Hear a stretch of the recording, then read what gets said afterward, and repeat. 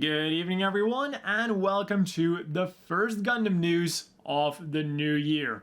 So first and foremost, of course, a happy new year to everyone. And the last year, well, the end of last year went by a bit faster than expected, which is why this video is also a bit later than expected. Which is also why the next two Gundam newses are gonna be on a bit of a different schedule to kinda catch up again. So the next one will be on Monday, and then the one after that will be either on Saturday or Sunday, after which we should be back to the usual Thursdays/Fridays, depending on your time zone. But on with the news of this year. A new year means a new month, means a new Gunpla schedule. And on the 13th, we're getting the high-grade Gundam Perfect Strike Freedom Rouge for 2,530 yen, which is around 18 US. It is a very nice model kit that unfortunately appeared in a not so very nice anime. I really like the styling of the original Perfect Strike Freedom and how it made the Perfect Strike feel more as like one entity that really belonged together, and this new Strike Rouge version makes it feel even more uniform because of its uniform color scheme. But then on the 26th, it is D-Day, or maybe I should say EV Day, because that is of course the day we're getting the Gundam Seed Freedom movie, and along with that we're also getting the first wave of model kits. For 2,640 yen each, again around 18 US, you can get the high-grade Rising Freedom Gundam and Immortal Justice Gundam in all of their transforming silliness. I really like their base forms, especially with this new glorious box art, but the transformation still has not grown on me. And for 660 yen, around 4 to 5 US, you can get the SDX Standard Rising Freedom Gundam. A pocket-sized Freedom Gundam with some interesting gimmicks for a small price. And sticking with the Gunpla news, we also got the top 15 selling Gunplas of 2023, and because I want to talk about them a bit more because of how out there a few of them on the list were, and because I'm a bit short on time right now, I'm gonna skip them for now and I'm gonna talk about that list next week. So now, last but not least for the Gunpla news, the high-grade Zaku High Mobility Type Surface Type Sanho Custom and Danan Custom went up for pre-order on Japanese P Bandai. Both of which go for 2,750 yen, around 20 US, are slated for a March release, and come with fairly standard accessories. What they have in common is the Zaku machine gun, one spare magazine, a right trigger finger hand, a left open hand, two holding hands, and an action base connector. And unique accessories are a heat knife that can serve as a bayonet for Sanho's machine, and two heat hawks for Danan's machine. And it comes with two stored ones and two active ones, so in reality you are getting 4 heat hawks. For the figure news then, the biggest thing was, without a doubt, the teaser image for the Metal Robot Spirit Side MS Gundam H2 Dark Hound. But more information will be coming soon. What we do have all the information for though is the premium Bandai Limited FW Gundam Converge Core Gundam Astray Red Frame, Gundam Astray Red and Blue set, which, as the name indicates, comes with the Astray Red frame and the Astray Blue frame, both of which can be displayed in their stock configurations or can be customized into their more elaborate, famous configurations.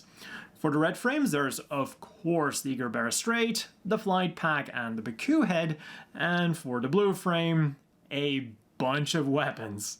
and both also come with an individualized display base. The entire set will set you back 4,950 yen, around 37 US, and is slated for a May release. Also, for those of you suffering from a case of deja vu, this is indeed a re-release of the previously released red frame and blue frame, but they're now a single set instead of separate sets, and they also have different markings.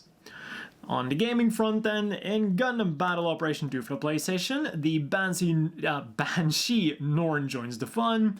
In the global version of UC Engage, the UR Sazabi and UR Char Azimuth became available as unit assemblies. The UR New Gundam and UR Amuro Ray became available as extremely limited unit assemblies.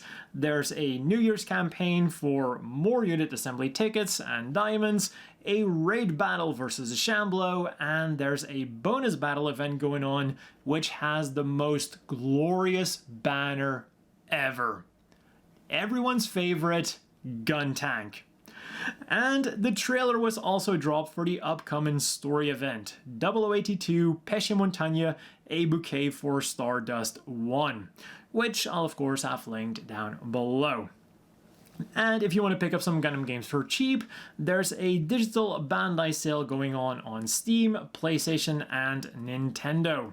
In other news then, on March the 13th, Nami Tamaki's 20th anniversary album Singularity will be releasing for 3,300 yen, around 25 US, and will include some rearranges of her classics like Belief and Reason, covers like Beyond the Time, and much more. On April the 24th then, the Gundam Seed Memorial CD box will be releasing, consisting of 11 CDs with around 300 songs. Also, because they wrote around, it sounds like they haven't completely decided on the track list yet, but this incredible collection can be yours as a regular set for 17,050 yen, 120 US, or as a limited edition with a music box for 21,450 yen, 150 US. Links to both of these versions and Nami Tamaki's album will be down in the description. And the Mobile Suit Girl of the week then is the Zaku II FZ, also known as the Zaku II Kai, or the little Zaku that could beat a Gundam, that is, because anything is possible with a little bit of help from Santa. Also, instead of a Heat Hawk, she now comes with a machete. As for the things you could get this week then, and Gundam Santa really came packing. Starting on the 22nd for 5,280 yen, 37 US, there's the real great Side F Limited New Gundam First Lot Color version, or essentially the test version of the new Gundam. This also means that technically speaking, it shouldn't come with the fin funnels, as you can also see in some of the promotional images, but because this is of course a remold of the standard real great new Gundam, it does still come with them. Over at the Gundam base then, 1,980 yen, 14 US, gets you the Gundam Mk.II Titans Colors 21st Century Real Type version, which was previously also available through the E-Fest in America. And for 3,080 yen, 22 US, there was the high-grade Hobby Hi-Zack Advanced Zeta Reboot version, which was previously only available as a Gundam Side F limited kit. Or if you want to try your skill/luck, these two Haro cushions became available at Namco arcades across Japan. And for something to watch while you're making your Gunpla, Volume 4 of Witch from Mercury's second season got released on Blu-ray and DVD in a variety of sets. On the 23rd then, it was all about the action figures. Going in ascending order of expensiveness. For 8,800 yen, 62 US, their first was the Robot Spirits Blitz. and minus a Mirage colloid system, it basically comes with just about anything you'd want your Blitz to come with. There is the Trickrose shield with removable missiles, the Gleipnir that can be shot out, with parts forming claw and thruster effect parts, a beam saber effect part, and of course, parts needed to perfectly replicate the Blitz's most famous scene. It's always sad when the most famous scene of a mobile suit is when it gets destroyed. The only thing missing from this package is a beam effect for the beam rifle. Then for 9,970 US, there was the Robot Spirit's Efreet Kai. And true to its namesake, it can be transformed into a very fiery demon by activating its exam system. There's 2 flame effect parts, 1 eye activating effect part, which is also pretty fiery, 2 exam activated red thruster effect parts, 2 regular blue thruster effect parts, and of course its missile pods and 2 heat swords. And then finally on the 23rd, for a whopping 99,000 yen, 700 US, there was the deluxe Chogokin RX-78 F00 Gundam, which will only be sold in limited quantities, well, which was only sold in limited quantities over at the Gundam Factory Yokohama. And for that price, you're getting a very fancy Christmas tree. It's got a lot of light up parts, and these light up parts are combined with sounds to recreate the shows that the life-sized equivalent did. In total, there is around 10 minutes of it. And on top of that, there's also a lot of articulation, including sliding armor gimmicks, and it also has the entire complex surrounding the Gundam carrier. In total, this thing stands a massive 42 centimeters, which is about half a AR-15 for the Americans watching. An impressive set at an even more impressive price tag. Moving on to the 26th then, when we got some more prize items. 10 Haroform plush keychains. There's Kira, Atherin, Lacus, Shin, Hi-Zack, Suletta, Miorine, Guel, Elan, and Shaddiq. And these are definitely gonna be some love 'em or hate 'em things. I think they're super uncanny, but at the same time, I can also see why some people would think they're cute or charming or something like that. And then finally, the Lookup, Guel, Elan number 5, and Shaddiq were released in late December for 4,620 yen a pop, 33 US. And then this week's reading material was equally packed. There was the 18th volume of Hobby Japan, featuring various models and grades of the Federation's Operation V, the winter edition of Great Mechanics G, featuring a closer look at the Gundam Seed Freedom World and mobile suits, the February edition of Hobby Japan, featuring the high-grade Shin Burning Gundam and a custom full mechanics Forbidden Blue, the February edition of Model Graphics, featuring the original Gundam Seed Gundams, the second volume of Seiya Masuo's whimsical Gunpla production notes in Universal Century, a book by Hobby Japan that is all about scaled hand brushing, featuring model kits like the Masquerade Gundam the Origin version and the Masquerade Zaku 2 version 2.0, a book that is all about the tactics and mobile suits that Zeon used during the 1 Year War, and also asks some hard-hitting questions. Did the Zabi family make the right choices? No. Was there a way to defeat the Federation? Yes, and they would have won if it hadn't been for that meddling Revel or those meddling Zombies, depending on which story you go with. Then Witch from Mercury got an art book, a commemorative book, the report of Witch from Mercury's second season, featuring a bunch of interviews, including one where the director made very clear that Suletta and Miorine are in fact married. And then Yoasobi the Book 3, featuring the scores of 8 of her songs, so you can give them a shot for yourself. Next up, there was the February issue of Shonen Sunday S, in which Gundam Aggressor is being serialized, the January issue of Grand Jump Mucha, in which Gundam Rust Horizon is being serialized, and the February issue of Gundam Ace, which announced the novel version of Gundam Seed Freedom, of which the first volume will be releasing on the 30th, and it also featured Gundam Seed Destiny The Edge, the manga retelling of Gundam Seed Destiny, with Athrun now as the main character. The original run of this manga was quite a few years ago, but of course now with Gundam Seed Freedom coming out, a new version of this manga is being released. Volume 1 and Volume 2 were released this week, Volume 3 and 4 are scheduled for January the 26th, and Volume 5 is scheduled for February the 26th. And we also got some more tankobons this week. Volume 12 of Moon Gundam, Volume 4 of War in the Pocket, and Volume 10 of Gundam F90 Fastest Formula. And then the 8th chapter of the Flanagan Boone manga was released online and is linked down below.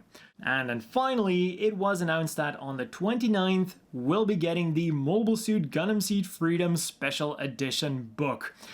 And what is really interesting about this image here is that all of the secrets that are printed on it aren't an artistic choice, but they're actually there as placeholders for 2 mobile suits that will be appearing on the cover. Now, of course, we don't know what those 2 mobile suits are going to be, but I feel like if it was going to be the Rising Freedom Gundam or the Immortal Justice Gundam, that they would already be on the cover. And it also wouldn't make sense for 2 random mobile suits to be on there, so this strengthens my belief that we're going to get an upgraded version of both mobile suits. An upgraded Freedom and an upgraded Justice Gundam. But anyways, on to this week's Gundam apparel news, which as always is linked down below, as well as a guide on how to get it. Strigg kicked things off on the 24th with a new lineup of leather Gundam goods. Styled after either the Earth Federation, Zeon, Char, or Mafti, you can get a multi-wallet for 6,600 yen, 47 US, a coin case for 3,850 yen, 27 US, a key case for 4,950 yen, 35 US, a business card holder for 2,750 yen, which is around 20 US, and something that is called a mini shoulder, which is actually a small shoulder bag, for 11,000 yen, 78 US. On the 27th then, pre-orders went up for a Rising Freedom Gundam t-shirt for 5,280 yen, 37 US, and a Gundam Seed Freedom acrylic stand for 1,650 yen, 12 US, both of which are slated for a January release. And they're also having a winter sale at the moment at both their online and offline store, with select items being 30% off. Meanwhile, over at Bankore, they also started out strong on the 24th, and 2 new sets went up for pre-order. There's the Minerva Lau Zabi collection, featuring a nicely colored image of her in her Audrey Byrne disguise, which you can get on a sweatshirt for 7,150 yen, 51 US, a t-shirt for 4,400 yen, 31 US, 2 types of face towel for 1,980 yen each, 14 US, a pouch for 1,650 yen, 12 US, a coin case for 1,300 yen, 9 US, and 2 types of acrylic charm for 880 yen, 6 US. And the second collection is the Gundam line art collection, featuring some brand new line art of the RX-78 Gundam, Char Zaku 2, and mass production type Zaku 2 on a jacket for 11,000 yen, 78 US, a long sleeve t-shirt for 4,950 yen, 35 US, and a mug for 2,530 yen, 18 US. And on the 24th then, they really came swinging for those feels with some Gundam 0080 related things.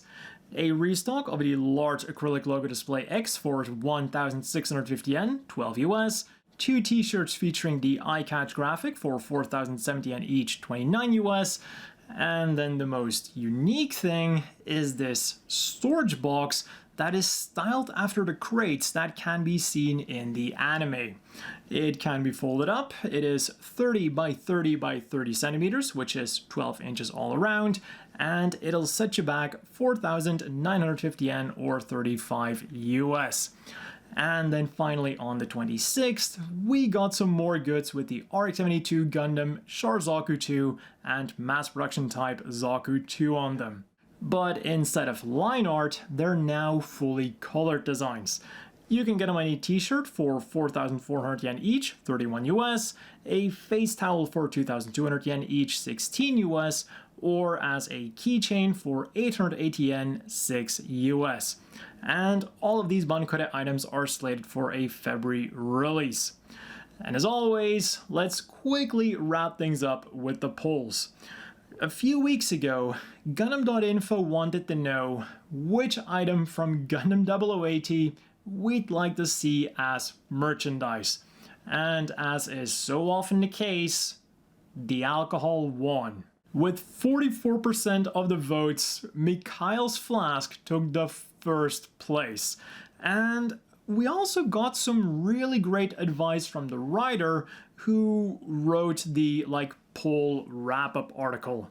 So apparently the big problem with flasks is that they're hard to clean, so you should only use very strong liquor in it, like whiskey.